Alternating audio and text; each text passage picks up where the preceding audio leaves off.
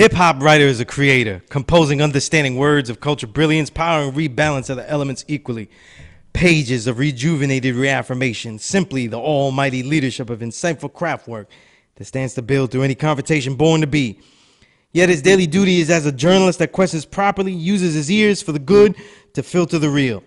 And as the art decays by dilution, he concentrates the best again and again, exposing it in the print. Today's journalist and tomorrow's historian, he listens to share. Here is that necessary attempt executed again and again and again. This is the Power Right Show on S.STREET Media. This is your brother, the lone low life with the home-sewn garment, the Boricua with the build, the true and living God stepping in score, Sunyas Allah, a.k.a. Skillustrator, low.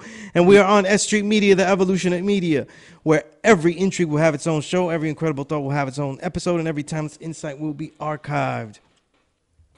This show is the only show out there about my element of hip-hop, of which many are part of, and I declare vehemently, I also say that it is the writer of art on art and science on music. So creative works on the works that we cover, on the happenings, on the events, on the existence of expressions, these countercultural, or in their greatest extent, these countercultural expressions that have become pop culture. And the science of music, something a little bit deeper about the music that we're hearing, a little bit of an angle, different angles, a better angle, more insight to things. And again, this is the only show in history of its kind of this hip-hop writer element that I've been a veteran of over 20 years doing and helped pioneer. Please take note, that old plug in the beginning, my ebook is coming soon. This is actually my second ebook. It's not a collection of writings that have been previously published, but just a collection of writings that include both. I'm calling it The Filtered Real, Essays from the Invisible Renaissance. The Invisible Renaissance, what I call this decade, and using a lot of the music of last year, 2018, which I found to be a seminal year in at least being a good descriptor of what the Invisible Renaissance is, this decade of what I'm calling that, and using that to show the trends and artistically show certain things and just build and talk about the music, you know, and that's coming out real soon, man. I'm in the layout stage, you know what I mean, and also called the perfectionist stage, because that seems to take way longer than you always want. But first segment, before, you know, this show is on the Woo. I even got my Woo shirt, you know what I mean? I spent a week away from my producer, ignoring him, not looking at his page, nothing like that, so he wouldn't ruin the Wu-Tang for me. I wanna give you a overview by using the latest documentary on them at Showtime and the recently released EP on them to really give you a detail of how I see their legacy, what it actually means, this Wu movement and its impact, what it really has been. To give you a clue, an active clue, an action clue of this impact, I'm going to start with an art on art recital of a piece that I wrote. I called it The Iron Butterfly. What's interesting is that it's a very martial art based piece I wrote, and I embedded it into a piece on another supergroup, a supergroup of this decade, Triple Darkness out of the UK, and I find that the UK's Triple Darkness is one of, I don't want to say the best because I haven't taken the time to come up with the right arguments, because there are others, but as far as work, albums that prove whether a new clique in this decade is the best crew, the Triple Darkness is the ones to beat, you know, highlighted by two incredible MC, not even two, I'm going to end up naming all of them though, but I'll just give you three greats from the clique. Cyrus Malachi, who I think is an essential MC this decade, Ray Vendetta, one of the livest, and Tesla, Tesla's the Ghost. Tesla is one of the most, has one of the most unique voices I've heard. And then that's juxtaposed with another great voice in Cyrus Malachi's incredible baritone. So I just thought it fitting that this Marshall piece works as an introduction also to my thoughts on the Wu-Tang and the impact of their movement. I call it the Iron Butterfly. Well now, Biang Xing Kung Fu in the Wing Chun pole style. Two extremes. The mind of God held closely in the heart of the warrior thrust outward. No mystery, just you in the honor of your sentiments, against any and all of the hellish elements. At the closed shaft of the pole, the mind's supremacy creatively constructs, while the distant edge strikes and dives into the enemy's savage core. All to ravage more foes, so the mind stays close, holding humanity in fingertips of mercy. The distant edge of the pole spills triple darkness out of the blind, deaf, and dumb. Enlightened shades darker than black splashed on the battlefield. Scores of sound hammer from the tip of the striking pole. That's Biang Xing. Metamorphosis of Sifu's moves, sample in the chops of a disciple's innovation. Revelations of purpose, measured in bars broken down to freeing insights. The fight against conflict, vinyl, will happen in all the places the black diaspora rhymes. It'll be scores of mic stand warfare over combat MPC logistics before they see some change. Change that's darker than black and almost impossible to see. So check 1, 2, triple darkness. Now then, Biang Xing again. 180 moves of the striking pole. And as the sun fills the moon with light of movement, waters start to gravitate and men flow chi, intro revolutions of origination that have become necessity. See, swirling tides of anger merge with creativity to make the next bar in pieces of peace. Today there's concern for your hands, feet, and torso, from speed to strength to how smooth they move. Tomorrow's forums are set, all to supremely meditate on your own mind, heart, and soul, the triple darkness that white lights never illuminate. So that was a piece for an album that called Triple Darkness, Darker Than Black. It was really the main group album that they have. And it's one of my favorite albums of this decade. But I'm going to officially start this Wu Salute show with what I'm calling the personal influence. And it's something I'm going to expound on at the very end. But the personal influence comes in 3 things, right? And I've tried to put it down to 3 things. And it's knowledge of self. I'm going to say Kung Fu, martial arts, right? And poetic prose.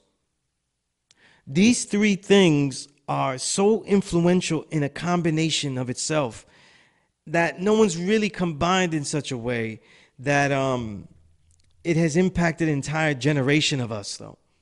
You know, I'm pretty sure it was the 13th show I had my brother Infinite Mind come on as a guest. An actual incredible MC that most people don't know, because these ideas that we're talking about, he went and lived them out. He got the knowledge of self. And these are all from a bevy of sources of inspiration, not just Wu-Tang. But when you look at it, it's all Wu-Tang-ish. We got the knowledge of self. We went and did Kung Fu. My brother Infinite Mind literally went to China and is in China at this very moment studying Kung Fu. And if he's not at this very moment, he'll go back soon.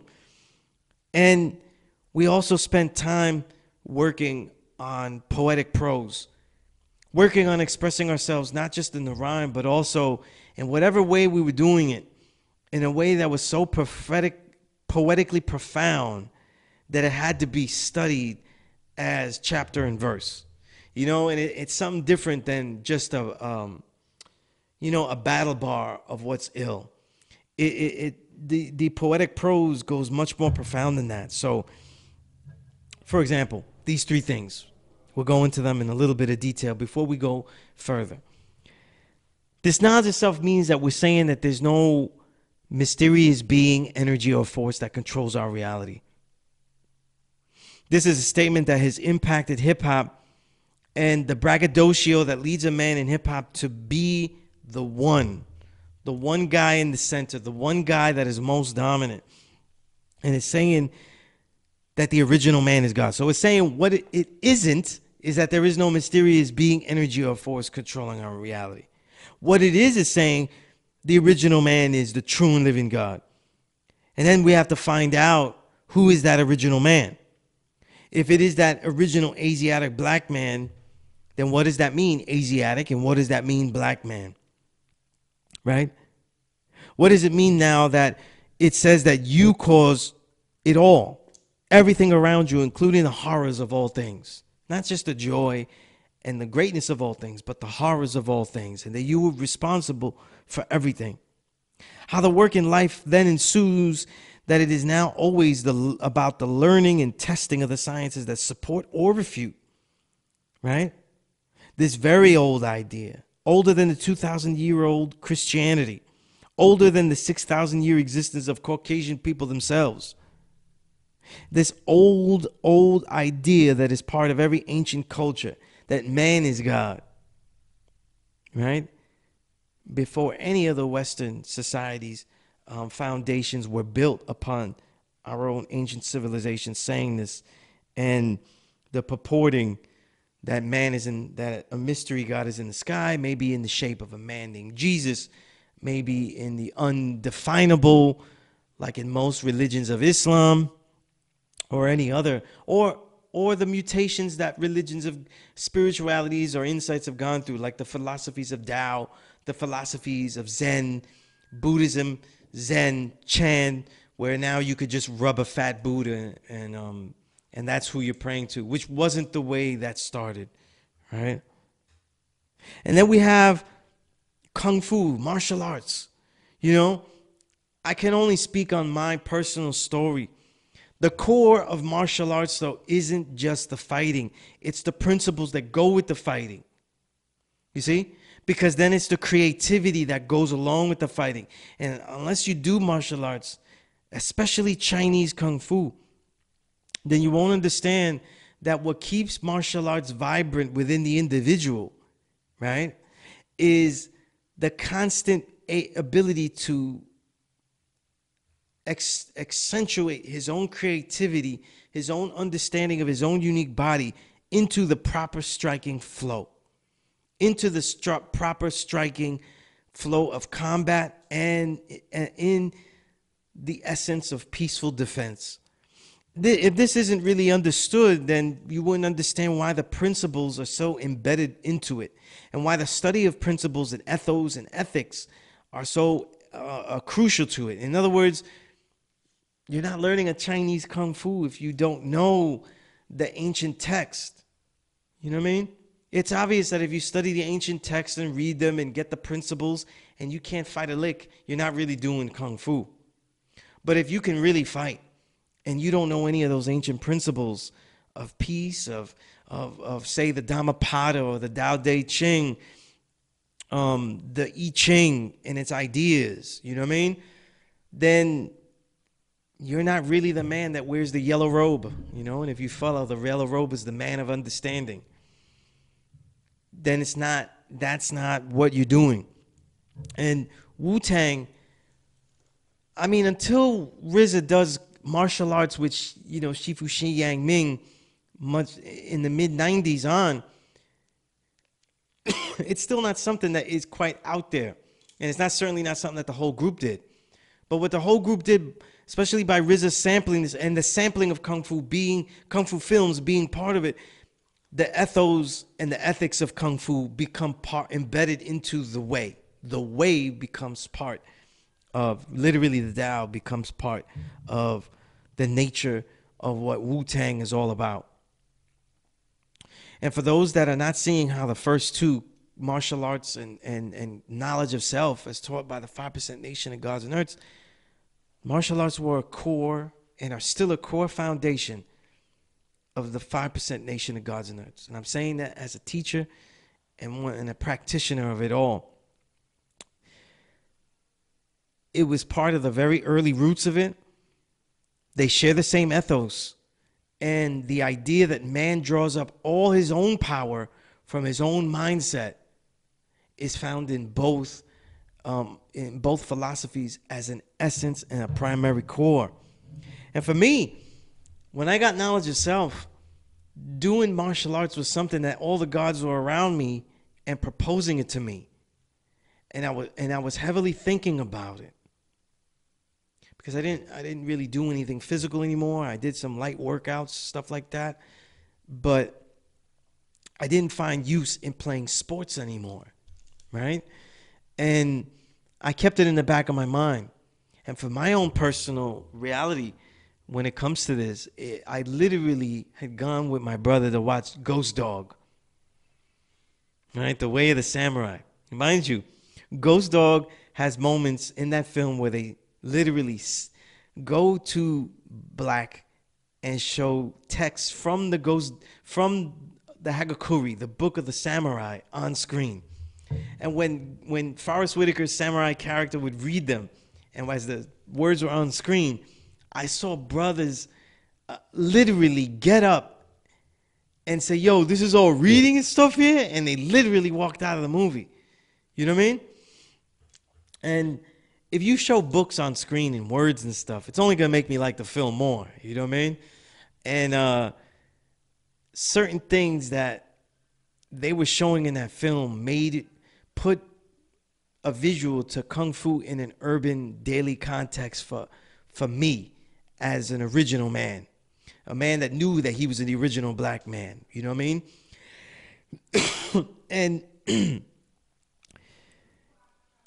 being one of those black men in those original shades of black, brown, and yellow, I was like, this is definitely what I gotta do. And plus, it didn't hurt that RZA's score, the last batch of mind-blowing beats from RZA. If we say like the last batch where every single beat was incredible, we'd have to say it was that Ghost Dog score. Now, a lot of people, as a side note, a lot of people have the Ghost Dog soundtrack that has a lot of good beats. But I'm talking about the score that only comes as an import from Japan with a white background cover. That's got the instrumentals, Flying Birds, it's got the Ghost Dog theme, Samurai Showdown instrumental. These are some of RZA's best works, you know what I'm saying? And it really inspired me because so much of my training was based on a Wu-Tang score, and I found the ultimate score. And back then, to find an import, that took a lot of work, man. That took a lot of work to find that import, and spending like $30 at Virgin Records and shit, you know what I mean? And looking for that, you know? But it was worth it. One of the greatest, my favorite, my personal favorite movie score of all time. But then the poetic prose that put the epic nature in what you were writing. Your life was epic. So it didn't just demand dynamic prose, but it demanded an abstract poetry. In other words, words that make you read them in amazement and make you go back where you have to study them. You see, the greatest MCs until then have moments where you study them to see their reference points. But the Wu is an entire group overloading you. We're giving you abstract poetic prose that you were going back and using it as a study guide to not just what they meant, but also to the way that they said things. There's a nature, and let's look at the clones today and influences. I'll keep them on. You rank them the way you want to go. But whether you go from the Action Bronsons all the way to the ones who do it with honor and who elevate it to a next level, Ralphie Reese, you're looking at people that are mind-blowingly impacted by this way of poetic prose. You know what I mean? And each of the members, particularly those GOAT candidates in the Wu, you know, who I consider GOAT candidates, GZA, Ray, and Ghost. And I'll make an argument that RZA has GOAT candidate, at least one GOAT candidate year in his resume. You know what I mean? Which is absolute. It's one of the greatest years of MCing I've ever heard. And my favorite year of MCing, you know, from any year. Probably only counted by Ghostface 2000. But man, Ghostface 2000 was killer. Supreme Clientele, everything he did on the W, you know, his work on the W. The emotive crying style that he did, that Jay-Z bid for Blueprint, you know what I mean? But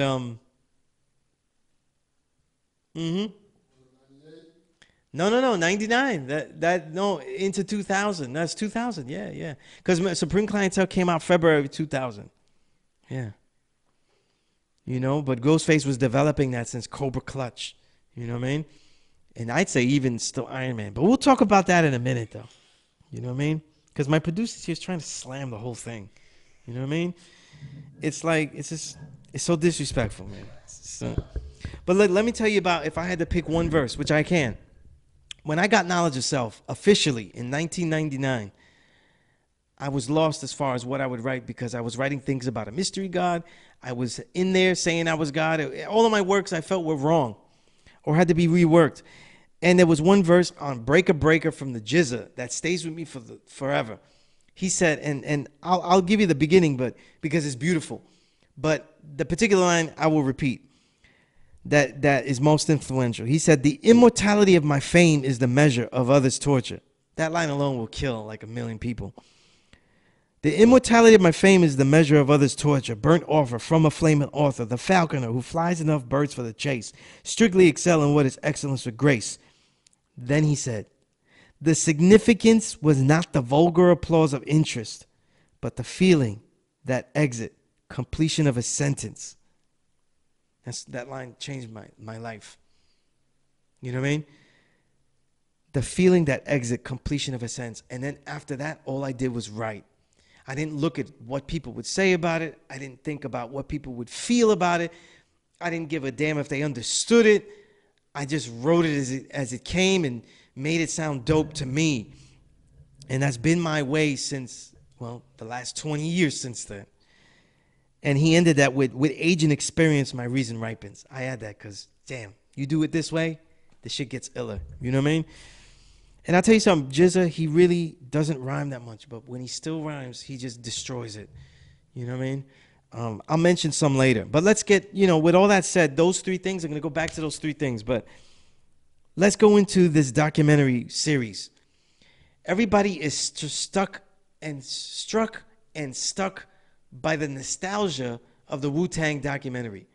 Unlike in any other decade, these 2010s, especially since 2016, except for mainly The Saga Continues and Master Killer's Loyalty is Royalty, we haven't, and the Ghostface projects, we haven't really heard anything from the Wu like that. You know what I mean? Everything's pretty much been quiet. And none of the Wu do things in mass union. Like, so you're not seeing a whole bunch of RZA beats on a project. You're not seeing one of the Wu members work with one of the Wu elements, Fourth Disciple or True Master or something like that, or Bronze, as they should. And I'll get into that more too. So the Wu has steadily faded. And then add to that there's so much work being released. You know what I'm saying? There's hundreds of albums out there. Hundreds. If you want just quality work, like a good 3-grade joint, you can get at least 200 works that are solid works every year now. And that's been since 2015, maybe. I can say I'm just, saying 2015. And so the Wu has gotten lost. So when the documentary comes on, it sets off a nostalgia. You know what I mean? But I'm going to go episode by episode with certain notes. You know what I'm saying? Things that I saw. Episode 1 is the most profound description of the Wu that has ever been collected. You know what I mean? Of their history coming up, of profiling each of the MCs. You know what I mean? And I love the way they profiled it, and they took a cue from the Wu-Tang Manual. They profiled it by giving RZA a lead in the profiling of it. They let RZA profile the MC, and then let that introduce the particular historical segment that would go with each artist. And I thought it was really great. The portraits of them were really done detailed.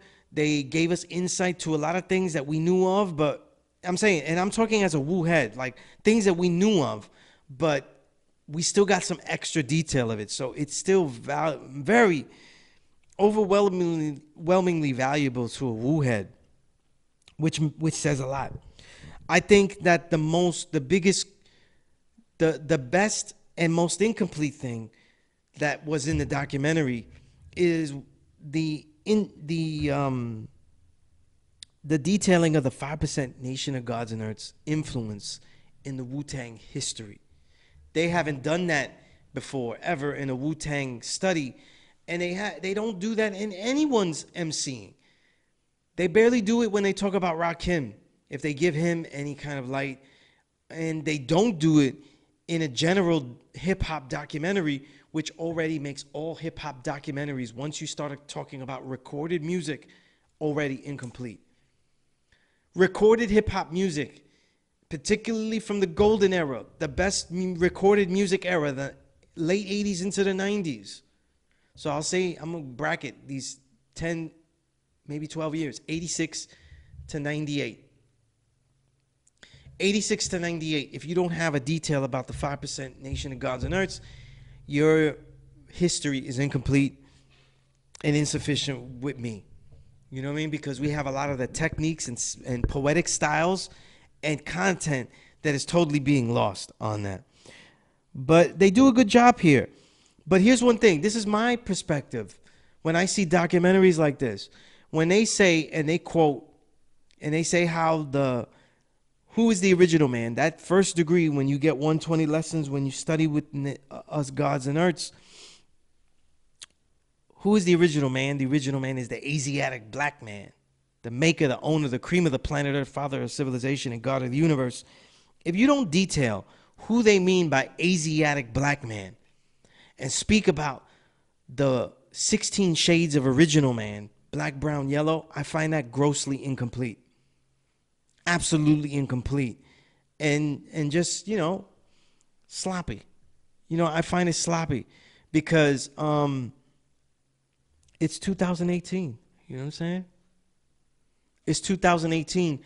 And the context of what people say is black, we're living in an era where we have terms, incorrect terms like black, non-black person of color, you know what I'm saying?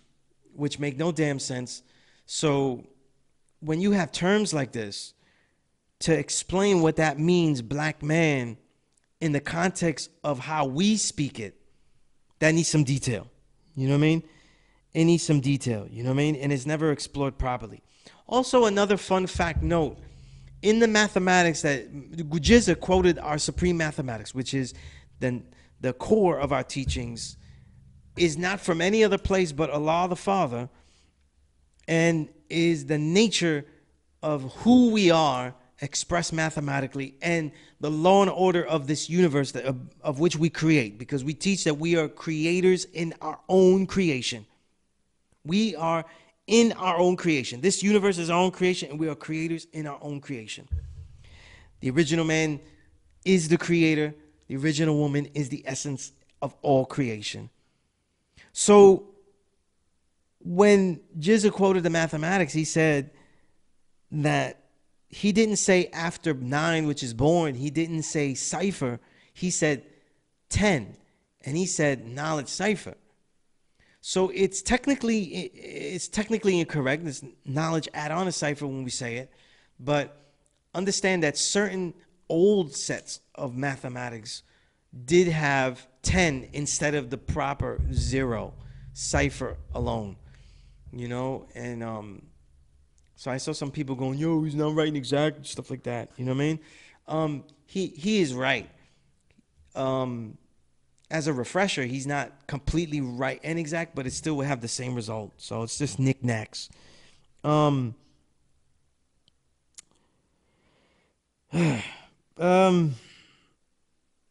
also would have liked more detail in this. And this is just my journalistic thing, and everyone knows my stance on money, on anti-capitalism, on capitalism as the essential tool of racism and not the other way around. Capitalism is the perfect tool applied to the abuse and foundation of Western society, based on the mind, body, and soul of the original people. That's been the history of Westernized civilized society. So capitalism is the best functioning tool to keep that going. It isn't the origin of oppression in hell. So when RZA, I would have liked when RZA was telling a story and he emphasized that he didn't have economic freedom just yet. And that was the reason why his knowledge of self had to zigzag zig, it had to go back. It had to go back to do the knowledge, get that wisdom, go, and to get that understanding. So I had to go many places to get there. And that's what zigzag zig means in the mathematics, in the supreme alphabet that we have. And that's also from Allah the Father. That is not from the Nation of Islam at all. I would have liked a counter question, because when we talk about economic freedom, the main lesson from this documentary, these 4 parts, is that economic freedom did not propel them to reach their fullest potential. And I'm going to go into that later. But to me, the Wu-Tang did not reach their fullest potential. They reached, musically, in the golden era. So that's the highest peak you could have. They have the most quantity of qualitative classics in the greatest peak of recorded hip-hop music.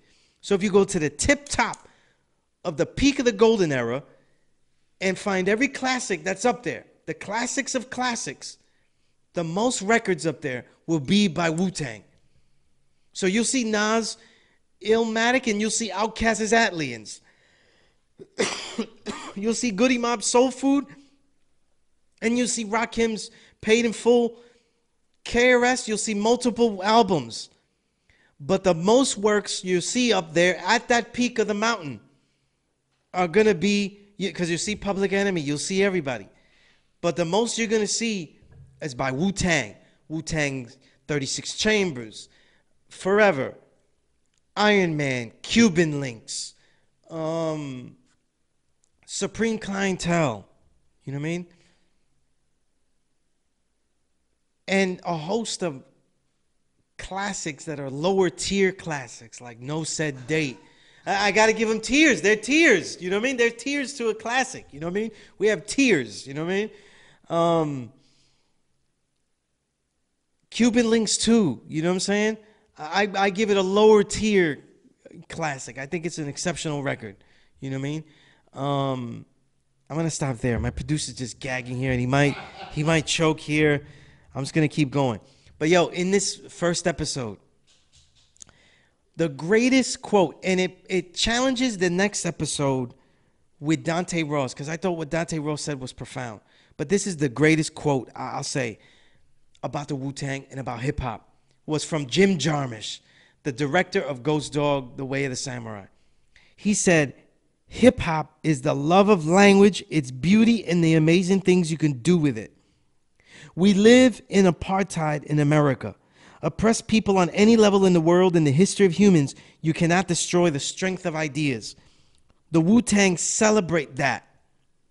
They are warriors of the imagination, and the power of imagination is far stronger than guns or money. This whole documentary, the Wu-Tang members couldn't describe their shit as good as Jim Jarmusch just described the entire Wu-Tang movement. And it's probably why Ghost Dog has such a great vibe to it. You know what I mean? Because he really understood. You know what I mean? That's Jewel. But it's quickly followed by the greatest cringe moment in the episode. Because then he's out there with Method Man at the Staten. They took the ferry to the Statue of Liberty, their first job, and God says to some youth there that are working, he says it's about getting that money. Only thing that's going to get you that freedom is money. Dudes don't like to put emphasis on that, but with this skin, and he points to being black, it's going to be fucked up. So, it's only that cringeworthy moment here where Jim Jarmusch poetically defines that their imagination and their love of language, they are warriors of imagination, and that is stronger than guns and money, and their embrace of ideas and the power of ideas. And then God said, went Tony Montana and just said, it's about the money, you know? They tell you a lot of things, you know? In Cuba, they tell you what to do, but you get that money, you know? So, anyway, but aside from that cringe moment, episode 1 was great. And Another great moment in episode 1 was, what the fuck is that song that was in the credits with Method Man? Because it was a banger. And it's not on the Of Mics and Men EP. So it's just infuriating. But if any of you know if that song really is a new song and my woo head research skills are off point, you let me know. But episode 2 is also a near flawless episode because it shows their initial rise. The flawlessness of this episode also shows that if the other episodes were going to be this good in detailing the progress of how they made albums, you'd need basically a whole season, like an actual 20 episode season to detail all of this, which I would have loved. This Wu-Tang deserves a 20 episode season to talk about these great records, you know what I mean? But they don't, and it's really just about Enter the 36. In fact, the only song that they really talk about its impact the most is Protect Your Neck and Cream. They don't really give the essence. Like, later you'll see Triumph is really underplayed here, but I digress. To me, Triumph is the greatest song of all time. I put it against any song out there. Only Rakim, only KRS-One have songs that match up, you know? Oh, wait, hold on. My producer just fell off his chair. He's destroying everything. He nearly electrocuted himself. But we're going to continue on. The documentation of 36 Chamber is great. I thought one really nice moment was when Old Dirty's wife, the Honorable Iceline Jones, right? She talks about how she got her name from Old Dirty Bastard, her righteous name, Shaquita B. Earth. And that long accompanying affirmation that she had to memorize and had so much trouble with. And it became a beautiful part of her life. And if you want to know what it means when you get knowledge of yourself and you get a name, and what happens, not even if it's like her, but you make up your own name. You know what I'm saying? You create your own name based on who you are and who you intend to be. The power in that is so uplifting and so devastating and crucial to the point when we say we write our own history in advance. I think she captured that beautifully in there. You know what I mean? I thought it was one of the best moments. You know? Another great moment in that episode, too. Dante Ross. He says, and he's white, produced a lot of the early Brand Nubian classic One for All, right? Was there for a lot of great records, A&Ring them. He said, white people love Old Dirty Bastard, and it's fucked up why they love him. They love him because he's like Flavor Flav. He's a fucking clown. It's some liberal clandestine racism to me. Dirty was being dirty, and to me, he was never a clown. He was brilliant. I love that because when I talked about Sean P., for example, this is the same point that I was making.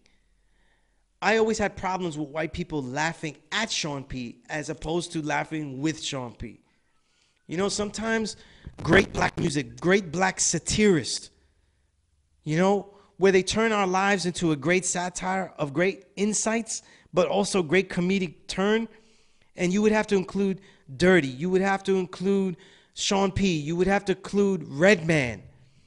A lot of times, these people, they continue, they might, not them, but others, they might become a cliche of their own selves to keep going. And a lot of times it's because the other people that are not embedded in the society where it's coming from tend to laugh at it. They tend to observe it and look at us like we're in a zoo. And it's so prophetic that the crew that Old Dirty had was called Brooklyn Zoo. You know what I mean? It's almost like he knew that we were being watched like we were animals in some kind of zoo. You know? And I'll go into later because there's a couple of underground songs, not so known, that really exemplify the Wu essence. There's 3 of them I'm going to use. But I got a quick story at Vibe Magazine.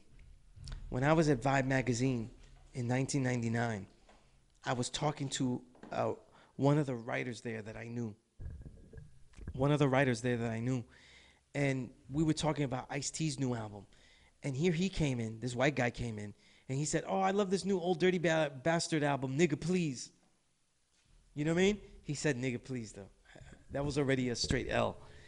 And I love the way he just makes a fool out of himself. You know, he just acts crazy. He says the black man is God, then he says the black man is the devil. It's so funny. And I looked at him, and I pretty much burnt every bridge I had at Vibe magazine. And I said, you like the black man making a fool of himself? That's why you like it. Because at that time, I was angry at Nigga Please. I didn't, and I still today don't like that album. Because I thought it was too poppy. I thought it made too much fun of what he was doing, and it turned satire into gross cliche to me. There are a lot of great songs on it, but too much of it isn't. And most of the Neptunes work, most of the Irv Gotti, all of the Neptunes and Irv Gotti songs, they fit into that sad description. And that's when I first started to see how the niche market develops for our people's music, you know what I mean? Where people are willing to laugh at the hoodness of us. And even though it's funny, to not see the profoundness of it, you know? You know, like when you see Old Dirty saying, you know, he's got his welfare card as his album cover, but at the same time he's being interviewed and he says, don't be ashamed of this. And these are things that they hit home. It's perfect satire. It's genius, you know? But we go into episode 3, and the worth of this episode, because they decline because they're covering a decline. And they're also not covering the music. As they cover the decline, they can't cover the music. So the worth is really Divine's insight. Divine, the guy at the RZA's brother behind the scenes, working the finances, you never got his story. And he even tells you why he couldn't tell his story and his contrasting views. Also, too, you get the conflict of the Woo Forever Hot 97 concert tour. Excuse me, the two things. The Hot 97 concert where they got blackballed, and prior to that, while it was in the middle of the Wu-Tang, Rage Against the Machine Wu-Tang tour. Now, one of the things that always bugged me out and was a flaw in the application of knowledge of self, I'll say it straight up like that, was the way that all the Wu was looking at touring with Rage Against the Machine as a tour with white boys. The tour with Rage Against the Machine was a tour performing mainly in front of white boys, just like they were selling if you do read all the analytics to their records up till then. But even if it wasn't, your tour is they were comfortable with performing in front of everybody, but I really feel they had initial problems performing in a different type of genre that was considered a white people's genre. But when you look deeper, the main flaw in their knowledge of self was misapplied here, because Rage Against the Machine was black music. Rage Against the Machine, though, is 4 members where 2 of them were white and 2 of them were what we call original people, a Mexican and a black man. And the most innovative elements of Rage Against the Machine's music were Tom Morello's guitar playing, which was literally played like a turntable. That's really what was really making Tom Morello such a genius. And the other aspect of genius was that Zach De La Rocha was not singing. He was rhyming. He was rhyming, and then he was yelling at the end. But he was emceeing. And he had songs up to that point. The last album they did that they go on tour with, the single, if I'm not correct, one of the first songs on the Rage Against the Machine album, Zach De La Rocha says, they ain't seen a brown brother since they rode on Rodeo Drive, since they owned one. This is the kind of lyrics that Zach De La Rocha had. And they had a knowledge base and an understanding base that if they merged with the Wu, would have had all the elements of revolution there. Because Zach De La Rocha was about being anti-capitalist, was being revolutionary, was about causing leftist revolution in the entire world, and was about that struggle against oppression via capitalism, via enslavement of the modern day man and the modern day black and brown peoples. They had so much in common with Rage Against the Machine music that it just bugged me out that they never took the time to listen to the music, to check it out and see what do we have in common with them. They would have done the whole tour with them. they would have done the entire tour with them. It just bugs me out. And if you don't have those Rage Against the Machine albums in your crates because you think it's white boy music just yelling, you've made a gross mistake. You made a gross mistake. You probably got fucking Kid Rock albums in your shit, and you don't have Rage. You know, shame on you. But the Hot 97 concert, also detailing how they were blackballed, right? I blame this on the entire media. The entire media and the bitch-made nature of the entire media, from The Source to Vibe, all on down. Every single magazine I ever worked at during that time did not cover this and say that no good music should be blackballed from a station. You play the best music. If Wu-Tang isn't blackballed, you don't get Jay-Z. You don't get the hot summers that Jay-Z's going to give you. Because Jay-Z came swooping in with the proper payola to give you that Brooklyn essence, though. Because if you think that Jay-Z was getting played just off his good looks, Negro, please, right? What was that? I'm doing my ether part 20 here, right? That's payola time. That's payola time. I did the stories. I did the research. I'm the one that wrote about Flex taking payola. At that time, Wu-Tang Forever album was hated by the media. It was hated by the media as a record that was too complex, and they used the excuse of filler, even though they never used it for Biggie's Life After Death, which is filled with filler and failed experiments and R&B joints. You guys like that 112 cut. I cringe and I get stomach aches when I hear it. At the time itself, even Tupac's All Eyes on Me had filler in there. Wu-Tang Forever was the perfect, Wu-Tang was the perfect group to make a double album because all these MCs had tons to say. They had too much to say. And none of the lyrics are repetitive. There's so much profound ideas throughout the album. The filler can only be seen, though, in the if you get tired of hearing minimalist or minimally orchestrated beats that RZA was doing. But anyway, when the production deals start failing and they start going to other places, though, you know, we're going to have to do another Wu Salute show. I have so much to say about the Wu. But we'll just leave it. We'll leave this first part of the Wu Salute to the Mike's men, because I know I won't get into everything. In the episode, when all of them, the description of what the production deal is, in my opinion, I would have loved if the production deal that RZA had with them was restructured where they got a greater cut of the demands. This production deal, they didn't really describe this there, but RZA gets 50 and all the MCs have to share 50. So in a very feature-heavy type album structure that the Wu-Tang was making, if Ghostface has a lot of other MCs on that cut, the 50% cut that is for the MCs all gets split to the MCs, where RZA gets all the production cuts. Now, to me personally, I felt RZA was doing the most work. Actual fact, he's doing the most work. But in all music, the producer does the most work. But in hip-hop MCing, because you have MCs that come along, I felt posse cuts, at least posse cuts, to be structured differently. You cannot structure a posse cut, especially with the quality of the posse cut, like they did there. You know what I mean? It just makes it for an unfair thing.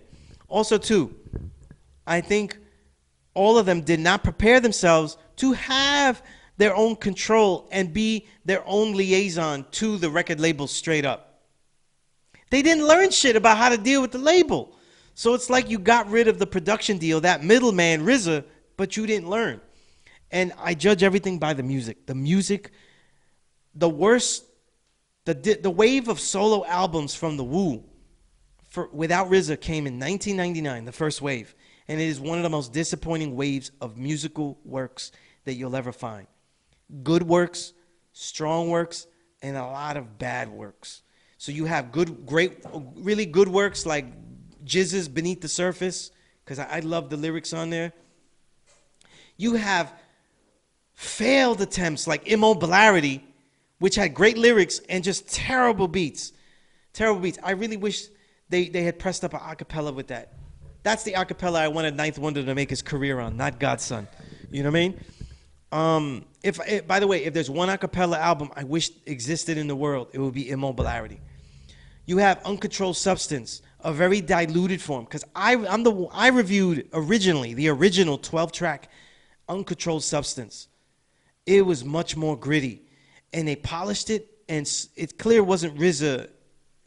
RZA did not have to say, because it got polished in the engineering, and it just came out too clean, even though it came out very good. And then you have other slew of bad works, right? But there's at the 43 mark, probably the cringe moment of the entire documentary. Dirty's the last one. RZA is the only one that RZA doesn't want to leave his production deal. Gets out of prison, signs with Rockefeller Records. This is the same as, it's like me taking a job at Boar's Head. You know what I'm saying? It's like Sunez Allah working at Boar's Head. You know what I'm saying? I work for the biggest pig manufacturer of all time. That's me. I'm the true living God, but I work there. You know what I'm saying? It grossed me out. And if you want to see how they ruined his career, they show you in the documentary at the 43-minute mark. The guy shows him a track. Hey, Dirty, I want you to rhyme on this. And it is the most piece of shit, disco, flayed crap I have ever heard in my life. And all I could hear was, this is going to be a piece of shit lemon right there. That is your proof. I want to thank everyone at the Wu documentary for showing the proof of why signing with Rockefeller Records was the greatest fail of all the Wu legacy, as far as once they left. That was terrible. And there's only one thing that is just as bad, and that's RZA's work with Silver Rings. And we'll get into that in episode 4. But the other disrespect was that, and this is just me because I'm a Rockefeller hater, the 52-minute mark, RZA finally visits Rockefeller Records. And the manager, I'm pretty sure it's the manager of ODB at the time, this white guy, he goes and looks at RZA, and he goes, oh, you're the RZA? I had no idea. What the fuck are you talking about? RZA's a fucking superstar. He's been, how many videos, interviews, all that shit, and you don't know what he looks like? You're doing that fucking passive-aggressive shit.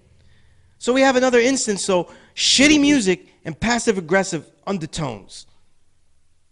That's what was being fed into Old Dirty. You know what I mean? If Old Dirty was going to a label that really knew about gritty music and could really funnel his shit and not make some disco shit, all they were doing was making a funny, comical Ja Rule. That's all they were going to end up making. You know? And here my producer Slam, blow it like blow. He's not really with us. You know what I mean? But he knows it's true. He knows it's true. Deep down in his heart, he knows it's true.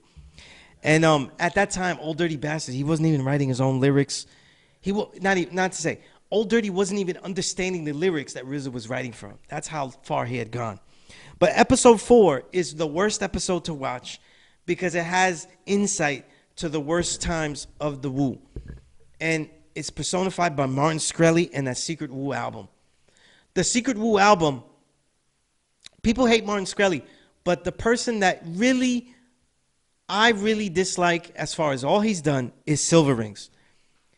People are working with white benefactors when it works for them. And Silver Rings is the one that decided to make that Wu secret album. He's the one that basically was justifying what he was doing in making that secret album. So he was saying RZA did his albums piecemeal and no one knew how the record was going to sound until the end. So that gave him leeway to basically get verses from the Wu without telling him what it was for and then piecemealing an album together. It's terrible. Case in point, my producer, I know he doesn't know this. Under RZA's tutelage, Silver Rings released an album called I, the letter I. I, that's the name of his album. And on that album, in the B-side, because my producer's old school, that B-side, There's a song where he insults and disses the 5% nation of gods and earths as an idiot's philosophy and ideology because Islam is the one true religion and Allah has no names and cannot be a man. And he disses the 5%. A 5%er gave him his mentoring. And he disses the 5% and has 5%ers all through the album, from Wu all the way to Killer Army and Sons of Man members, that to this day, some of them are still 5%. This is who Silver Rings is, and they didn't put that in there. And I want to hear why Silver Rings gets to keep making music. Because they got money. They got money. You know what I mean? Just like we will continue to see average music with Inspector Deck, with Czarface, because 7L Esoteric have funds to make average battle bar music.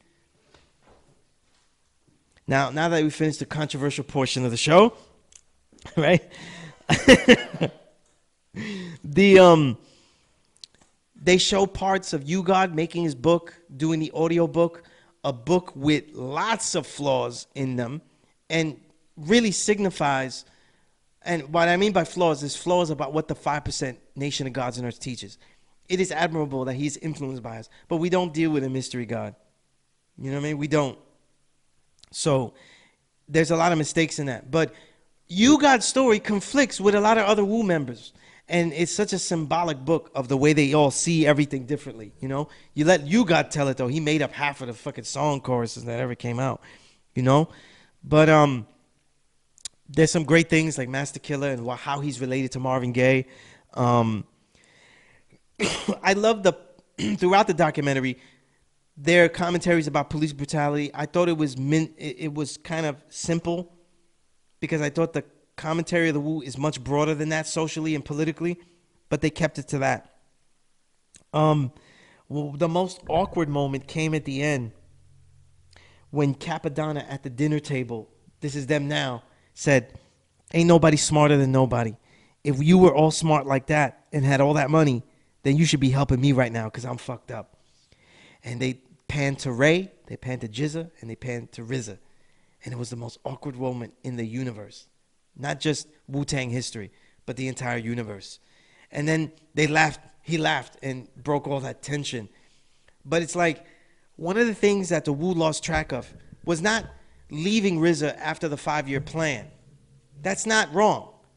But not dealing continuously with the concept of the best knower. When we get this knowledge of self, we learn a concept of what the best knower is. In every cipher, there's a best knower. When you build together as a team, you always make sure that you know who the best knower is. And you have confidence that the best knower can guide you because they have the knowledge of that situation. And you keep testing to see who the best knower is as each situation arises. This is what I think that the Wu isn't really doing. You know what I mean? And in many situations, Raekwon and Ghost became the best knowers of the sound of the Wu and how RZA constructed, and he didn't listen. You know what I mean? And in a lot of other respects, RZA continued to be right, and so on and so forth. But that becomes, to me, the ultimate lesson and the point that we're at now, you know, is that. Now, overall thoughts on it, right? I loved hearing from Divine, Power, and Mook because we never hear from them.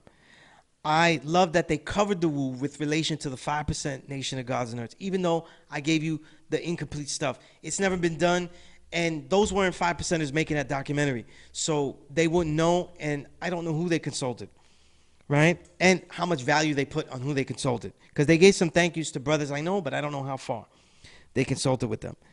It was great. It's always great to see all the Wu together as they were in the theater like that. The bio stories were great. The first 2 episodes are classic because it describes a classic time. Their issues of discomfort, the dismantling of the 5-year plan and the secret album are uncomfortable issues I'm glad that they dealt with. And I thought that they honored A-Sun Unique with great footage. And they really tried to give his side of the story, even though he's not here. I disagree with a lot of A-Sun's mentality because I felt, me personally, I felt he didn't work hard enough. And I thought he was the most gifted. And I think that's what he should have focused on, not necessarily what everybody else was doing. Because just like he had, everybody else had the same issues about the industry. But other than that, I'll leave a last note to the major problem with the Of Mics and Men soundtrack. RZA only does one beat, but every other beat is mimicking the newer style of songs that RZA has been making, and it fails because it lacks a grittiness to it. You know what I mean? It's clean where it shouldn't be, or if it's overproduced where it shouldn't be, and it's just so hard to make that minimalist approach. And I think on the next episode, or the next time I do a Woo Salute, because there's some episodes that we have coming up that's going to be different. But when I decide to do a Woo Salute again and ignore my producer again, I'm going to go into all the history of the Woo, because it's just too much. And I'll start with that Of Mics and Men thing.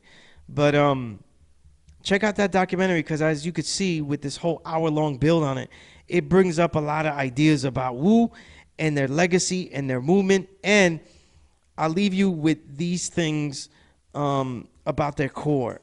Just remember that the core of the Wu movement is these three things. It is the knowledge of self. It is Kung Fu in the martial arts way, and the uniquely abstract poetic prose, where there is an invitation for the listener to study arcane beauty. And with that said, leaving it at that. There's so much more to say, but until next time, there'll be a lot more stories to tell, writings to recite, and records to rewind and reminisce. I'm your host, Sunias Allah, a.k.a. Skillustrator Low. And as always, the Power Right Show is a never respect fake broadcast. Peace.